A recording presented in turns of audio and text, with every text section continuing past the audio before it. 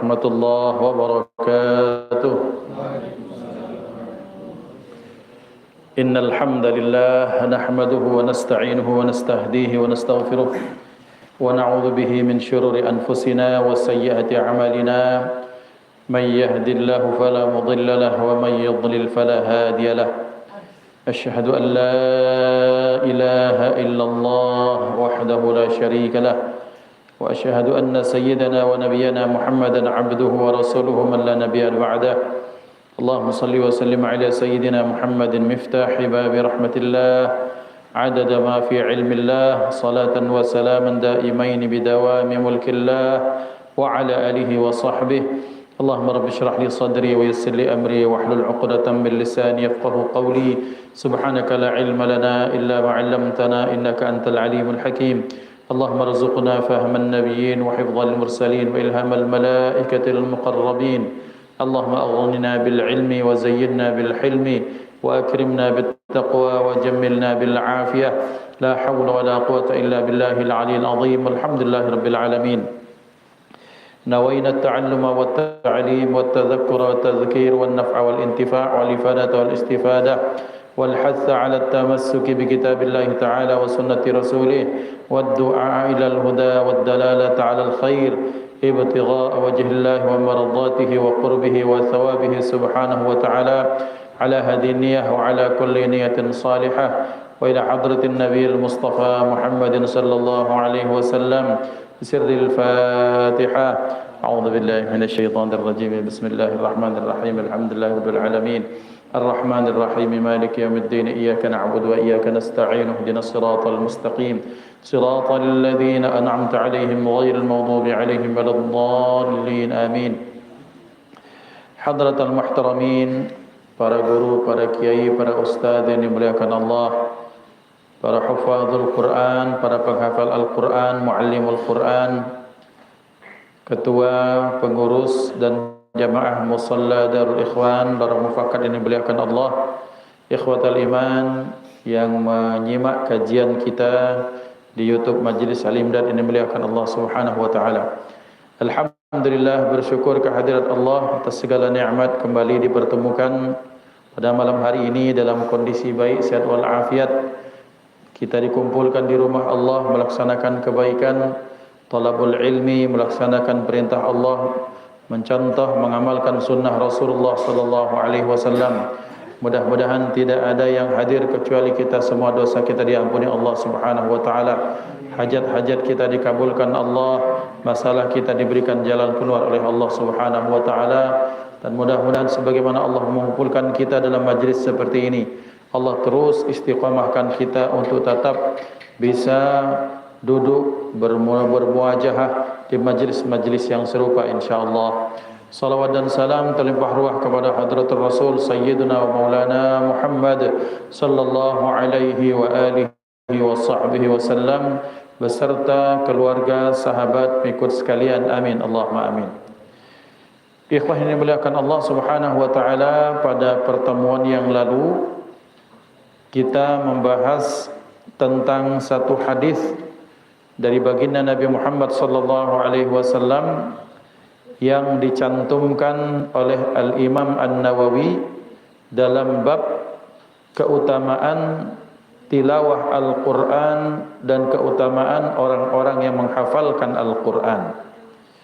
Maka ketika kita baca sabda beliau sallallahu alaihi wasallam, Bismillahirrahmanirrahim, khairukum man ta'allama al-Qur'ana wa 'allamahu, sebaik-baik orang di antara kalian adalah orang yang belajar Al-Quran kemudian mengamalkannya. Maka hadis ini diartikan, disyarahkan oleh Imam Nawawi, man ta'allama al-Quran haqqat ta'allum. Artinya belajar memang benar-benar tujuannya belajar lillahi ta'ala. Wa 'allamahu haqqat ta'lim, ketika dia mengajar maka mengajarnya pun semata-mata karena mencari ridha Allah Subhanahu wa taala. Maka orang-orang seperti inilah yang dimaksudkan di dalam hadis Rasulullah sallallahu alaihi wasallam, sebaik-baik orang di antara kalian adalah orang yang belajar Al-Qur'an kemudian mengajarkannya. Kemudian makna yang kedua dari hadis ini, Berarti kata Imam Nawawi bukan sekadar mengajar saja, tetapi pengajar Al-Quran minimal harus punya ilmu tauhid yang mendasar. Minimal dia harus paham dan mengerti bagaimana menjelaskan taharah bersuci kepada murid-muridnya. Minimal dia memahamkan kepada murid-muridnya bagaimana akhlak, adab baik terhadap Al-Quran, terhadap guru, terhadap teman, terhadap tempat dia belajar. Maka berarti tidak semua, artinya dalam hadis ini tidak semuanya orang yang mentang-mentang dia mengajar kemudian menjadi orang terbaik, tidak. Mengajar ini maka harus ada modal. Tidak sekadar ilmu tajwid saja, tapi harus diawali dibekali dengan ilmu tauhid, dibekali dengan ilmu fikih, sehingga dia paham mana yang membatalkan, mana yang tak membatalkan, mana yang fardu, mana yang sunnah, mana yang boleh, mana yang tak boleh, mana sikap yang patut, mana sikap yang tak patut. Sehingga jangan sampai bacaannya bagus, walhamdulillah kalau bacaannya bagus, tapi tidak dibarengi dengan akhlak yang baik. Bacaannya bagus, tidak dibarengi dengan pemahaman tentang bagaimana solat, rukun solat ada berapa, syarat solat bagaimana, kemudian yang membatalkan solat bagaimana. Maka yang seperti ini menjadi modal yang paling mendasar bagi guru, sehingga masuk dalam hadis Rasulullah sallallahu alaihi wasallam, khairukum man ta'allamal Qur'ana wa 'allamahu. Sebaik-baik orang di antara kalian pertama yang belajar Al-Quran, kemudian selanjutnya dia mengajarkannya. Kemudian malam hari ini kita akan masuk pada pembahasan berikutnya. Bismillahirrahmanirrahim. Radhiyallahu ankum wa an Abi Musa al-Ash'ari radhiyallahu anhu. Dari Sayyidina Abu Musa al-Ash'ari radhiyallahu anhu. Siapa Abu Musa? Abu Musa termasuk sahabat yang ketika memang beliau masuk Islam sudah berumur. Beliau datang dari suku Ash'ar, maka beliau disebut Al-Ash'ari. Di mana itu suku? Suku itu ada di Yaman. Dan kemudian dalam hadis Rasulullah sallallahu alaihi wasallam, ketika ada rombongan orang berangkat jihad fisabilillah, kemudian ketika pulang kata beliau Nabi Muhammad sallallahu alaihi wasallam menyatakan, aku tahu di mana orang-orang Asy'ariyin berada. Aku tahu di mana kelompok Abu Musa al-Ash'ari dan sukunya berada. Karena mereka adalah kaum yang ketika berangkat baca Quran, pulang pun baca Quran. Sehingga ketika mereka baca Quran itu kadawin nahli, seperti dengungan lebah. Jadi ikhwan, kalau kita nih, kalau sudah banyak nih dalam masjid al-musalla, lihatlah masjid-masjid besar, kemudian di situ tak disetel orang ngaji secara ngaji mungkin yang pakai speaker enggak, tapi memang sekadar orang baca Quran. Maka kita akan dengar orang ngaji itu seperti itu. Itu namanya dawiyun nahli, seperti dengungan lebah, saking banyaknya baca Quran. Maka orang-orang dari suku Abu Musa al-Ash'ari, orang Ash'ar itu, maka mereka terkenal dengan kaum yang suka membaca Al-Quran. Kemudian kalau pulang dalam kondisi nyaman, damai, tak ada perang, maka ketahuan juga di mana suku Ash'ari itu rumahnya di mana. Karena mereka suka membaca Al-Quran dengan keras, jadi kedengaran dari jauh tuh, oh ini orang-orang Ash'ari. Nah ini Abu Musa al-Ash'ari termasuk sahabat yang oleh Rasulullah sallallahu alaihi wasallam itu ketika beliau sallallahu alaihi wasallam berkata, andaikan saja wahai Abu Musa al-Ash'ari, engkau tahu tidak tadi malam, ketika tadi malam aku mendengar bacaanmu. Karena seperti yang Al-Fakir yang saya ceritakan tadi, bahwa orang suku Asy'ariyin itu mereka kalau baca Quran itu kencang sampai kedengaran dari luar. Rasulullah lewat, kemudian beliau dengar diam seperti itu, dan nikmat. Ikhwan dimuliakan Allah, bagi orang yang senang dengan bacaan Quran, maka Al-Quran merupakan suara terindah di alam semesta ini. Mana kata-kata yang terbaik, itulah Al-Quran. Jadi kalau orang hobi nyetel Quran, entah alasannya, misalnya dengar itu pertama dia senang ngaji lagu, entah kalau dalam konteks Indonesia ini Muhammad Z.A. kah, mungkin Mirwan Batubara kah, Adlin Nasution, atau qori-qori lama misalnya, atau mungkin qori-qori yang baru, maka ini jadikan modal awal sebagai penghantar kita untuk senang mendengar kalam Allah. Pertama, senang apa? Karena lagunya, tidak apa-apa, tidak masalah. Karena dalam satu hadis, "Ballam yataghanna bil Qur'an falaysa minna." Siapa yang tidak mendendangkan Al-Quran dengan lagu, dengan suara yang indah, bukan golonganku, kata Rasulullah. Maksudnya, caraku, kata Rasulullah, ketika membaca Quran, maka itu ditartilkan, ditaronnumkan dengan bacaan yang indah. Maka ikhwan, ketika seseorang membaca Quran dengan baik, suaranya bagus, tajwidnya bagus, kemudian suaranya indah, lagunya enak, maka kita akan merasakan nikmat. Setel itu di rumah, setel dalam perjalanan, setel dalam playlist kita misalnya, daftar putar kita entah di YouTube, Spotify atau apapun itu, kita dengar, itu menjadi satu pintu pertama. Nanti lama-lama masukkan dalam pemahaman kita bahwa Quran itu bukan sekadar dengungannya, karena lagu itu bukan Quran. Yang Al-Quran itu adalah kalamnya Allah subhanahu wa ta'ala yang kita bacakan. Maka berarti mestinya ketika kita mendengar, maka masukkan dalam benak kita, inilah kalam Allah subhanahu wa ta'ala.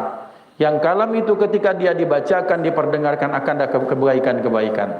Maka berarti kalau sudah masuk dalam tahap 2 ini, kita sudah tak peduli lagi suara orang tersebut bagus atau tidak, iramanya fales atau tidak. Yang penting tajwidnya kena. Karena jangan sampai kita masuk golongan, ini kami teringat guru kami Fadilatul Syekh Haji Mudrik Qari, beliau termasuk orang yang tokoh di Sumatera Selatan ini dalam bidang Naghamul Quran. Beliau menyatakan, ingat bahwa tajwid, pesan beliau terus, tajwid adalah jenderalnya, lagu adalah kopralnya. Jangan sampai kopral ini ngatur jenderal. Jangan sampai lagu itu kemudian mengalahkan tajwid. Berarti kalau lagunya sesuai dengan hitungan tajwidnya, matnya enggak masalah. Mau dia lagu dari lagu Arab 7 maqam yang kita kenal, ataukah mungkin dia lagu irama Jawa kah, langgam Jawa kah, langgam Sudan kah, mungkin langgam Eropa kah, mungkin langgam Bugis kah, tidak masalah. Yang penting tajwidnya kenut, mat-matnya kenut. Yang jadi masalah, konon katanya ini lagu Arab, maksudnya irama Arab, tapi kalau baca basmalah harokatnya bahkan sampai 20 harokat, naudzubillah. Terjadi dah? Banyak terjadi. Maaf, saya sampaikan kepada rekan-rekan kami yang ketika baca dengan judul haflah tilawah Al-Quran. Boleh kita, boleh saudaraku, para guru-guru kami, boleh rekan-rekan kami yang ahli-ahli membaca Al-Quran, yang suaranya bagus, silahkan. Tapi ingat, utamakan jenderal daripada kopral. Jangan sampai kita mencari membaca kalam Allah, tapi ternyata di situ ada sisipan kita pengen disebut sebagai qori yang suaranya bagus, kemudian lagunya indah. Berarti kita sudah bukan lillahi ta'ala. Bismillahirrahmanirrahim. 20 rakaat. 20 rakaat, bukan rakaat, apa? 20 harokat. Rakaat tarawih. Ada tak? Banyak. Gitu, tidak usah nunjuk. Tapi maksud kita adalah kalau tajwid yang sudah dicontohkan, diaturkan ulama sebegitu, ya begitulah. Jangan bikin tajwid dewek. Bid'ah itu. Itu baru bid'ah. Maka ikhwan, berarti kita harus hati-hati. Kenapa itu bisa terjadi? Wallahu alam, hanya Allah yang tahu. Tapi hal ini insya Allah tidak akan terjadi kalau dari awal ada tashihun niyah, ada niat yang diluruskan. Niat kita untuk baca Quran semata-mata lillahi ta'ala, 6 harokat khalas, tidak usah tambah-tambahi lagi. 2 harokat, ya 2 harokat, jangan tambah-tambahi lagi. Ngapa? Kenapa kita sibuk sekali mencari perhatian manusia, cari pujian manusia, cari validasi dari manusia, sementara kita tidak sibuk dengan validasi daripada Allah subhanahu wa ta'ala. Ini menjadi musibah. Maka jangan sampai kita yang sudah dipilih untuk baca Quran, pegang Quran, mempelajari Al-Quran, kemudian bisa baca Quran, tapi tiba-tiba masuk pada jebakan berikutnya, membaca Quran adalah bukan untuk Allah, tapi cari validasi dari manusia. Na'udzubillah. Berarti Ustaz tidak boleh musabaqah. Khair, silakan. Niatkan sebagai bagian dari belajar, bagian daripada ta'lim, bagian daripada mencari pengalaman. Dan tetap niat kita bukan cari nomor, kita carinya lillahi ta'ala. Sering kami sampaikan, kalau kita tampilnya lillahi ta'ala, cukup Allah. Wa qul i'malu fasayarallahu amalakum wa rasuluhu wal mu'minun. Beramallah, macolah, lakukan apapun kalau semata-mata karena Allah. Allah pertama yang nilai, bukan dewan hakim. Tapi kalau sudah niatannya untuk cari nomor, maka segala cara akan dihalalkan. Na'udzubillah, tsumma na'udzubillah.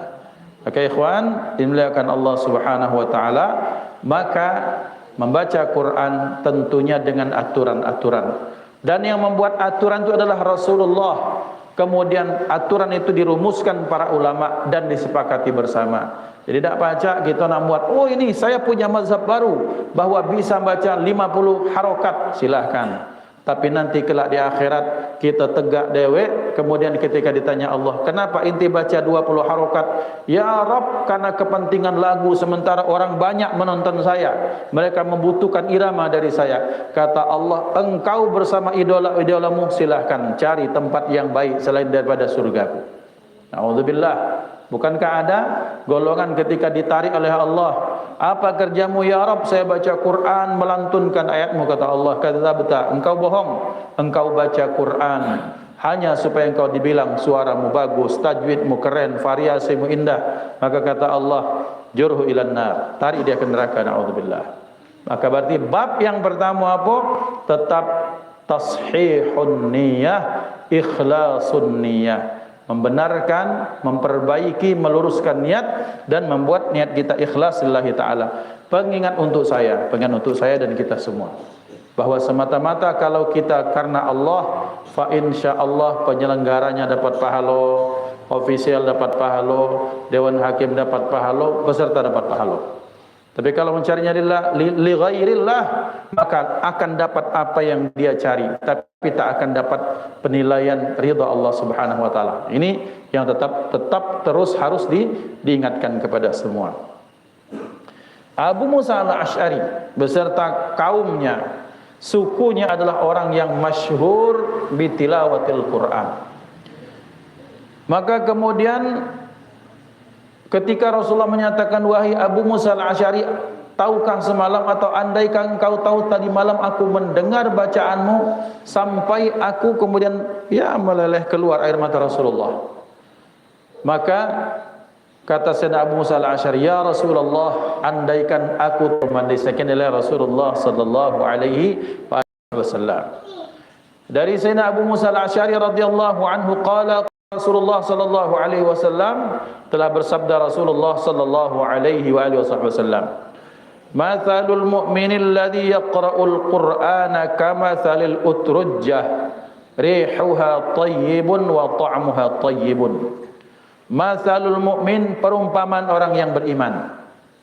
Ikhwan yang dimuliakan Allah, bahwa Rasulullah sallallahu alaihi wasallam ketika memberikan ta'lim, menyampaikan hidayah Allah itu banyak dengan beberapa cara. Sebagaimana cara Al-Quran, bahwa ketika Allah Subhanahu wa ta'ala menyampaikan cara supaya hidayah itu sampai macam-macam. Pertama dan kedua, perintah dan larangan.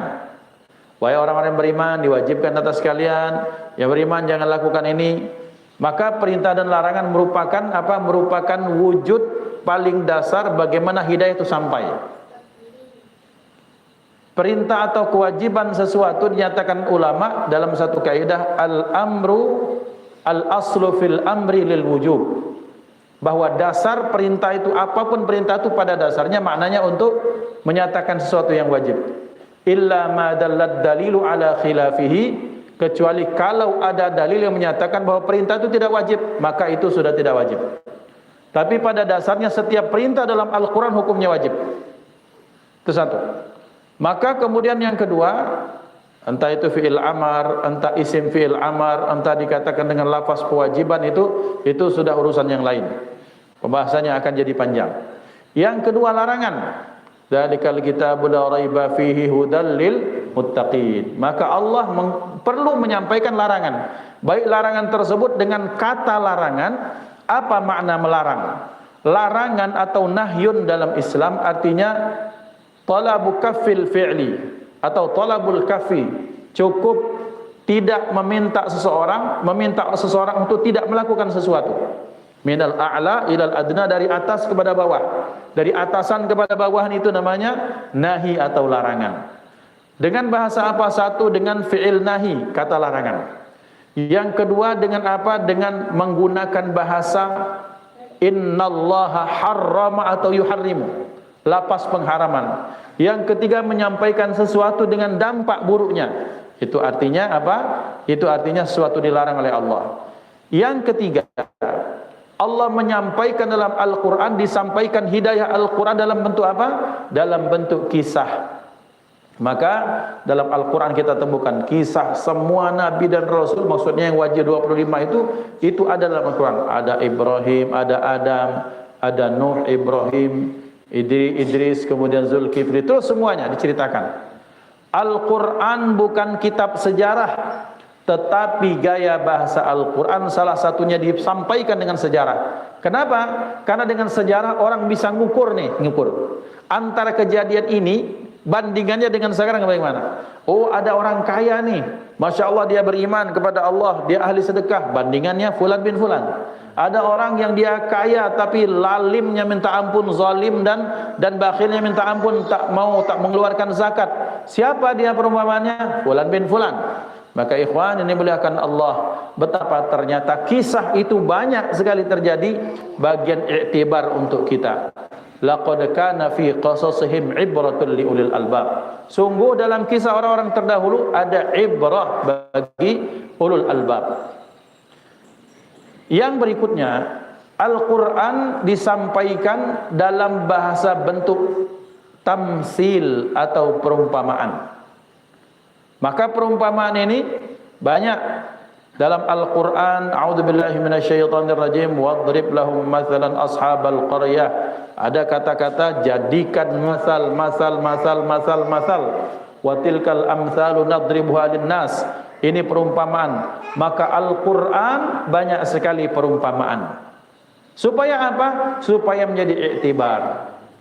Maka berarti ikhwan muliakan Allah, maka pantas kemudian dalam kita berdakwah ada orang yang bisa disampaikan perintah dan larangan. Biasanya orang itu apa? Orangnya itu yang gampang terima. Bis, tolong pis ambil ke pis. Cerita, ini perintah, diambilkan. Pas, jangan lakukan itu Faris. Marhaban Ustaz, siap Ustaz, tidak dilakukan. Tapi ada orang yang degil, diperintah tidak galak, kemudian dilarang tidak mancing. Maka yang seperti ini, kau jingok, apa Ustaz? Ada kemarin itu, di Layo itu ya, ada orang degilnya minta ampun. Ngapo? Oleh kiai kami patah mata badannya, kena tebat oleh rotan. Kira-kira kau galak mah itu? Kalau tidak galak ngawin, dia galak Ustaz. Nah, jadikan pelajaran dia. Akhirnya galak. Diperintah tak baca, dilarang tak galak, tapi menyengok contoh. Ui, kawannya tuh sampai bilur-bilur badannya kalau tak hafal. Akhirnya dia galak ngerjakan ngapo? Nyengok perumpamaan.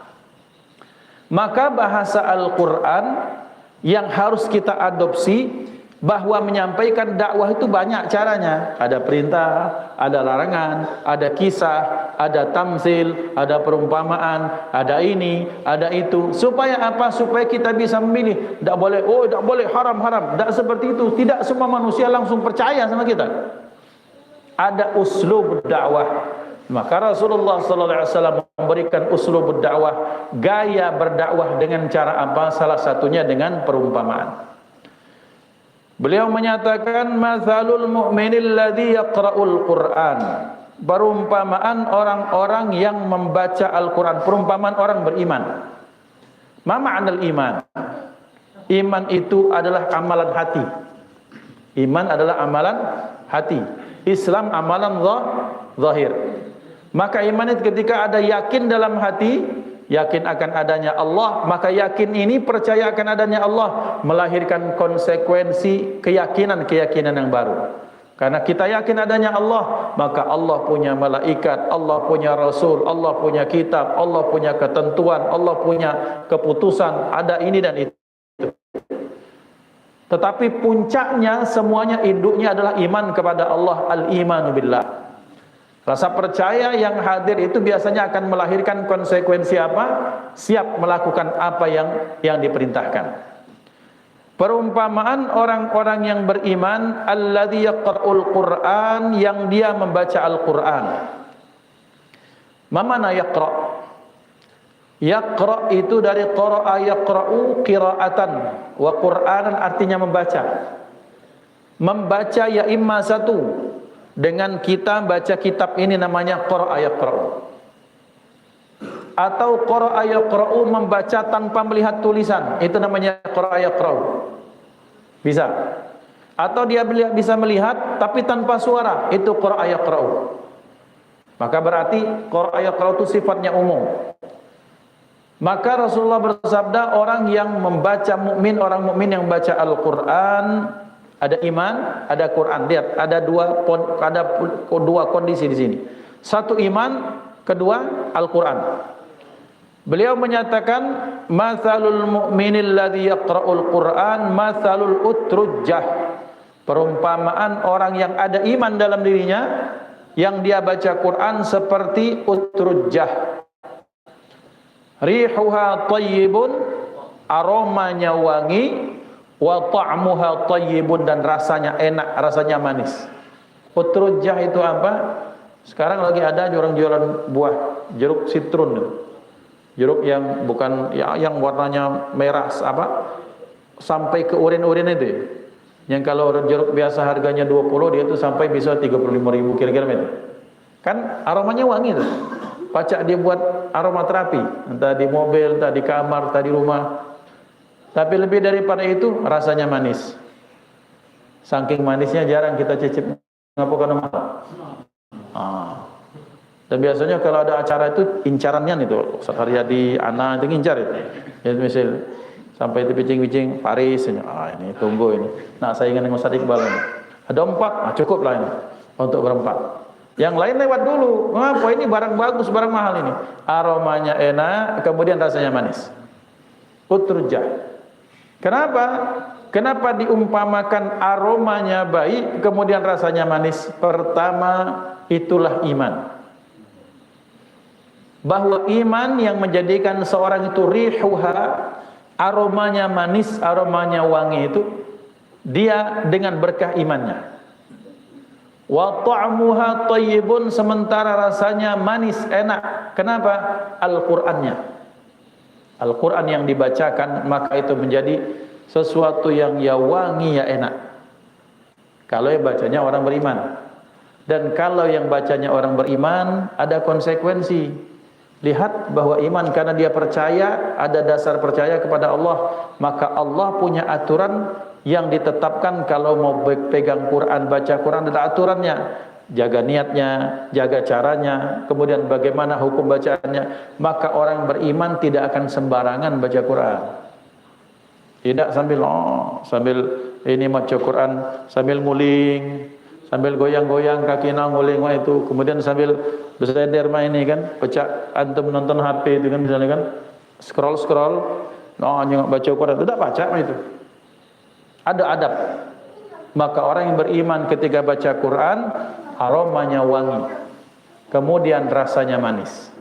Kenapa? Bersatu padu antara iman dengan Quran. Wa matsalul mu'minil ladzi la yaqra'ul Qur'an matsalut tamrati la riha laha wa ta'muha hulwun. Perumpamaan orang beriman yang tak baca Quran seperti kurma. La riha laha, tidak ada aroma. Tak katik mambu. Wa ta'muha hulwun, sementara rasanya manis. Kenapa rasanya manis? Karena imannya yang menyebabkan dia jadi manis. Kenapa tak ada aroma? Karena tak baca Quran.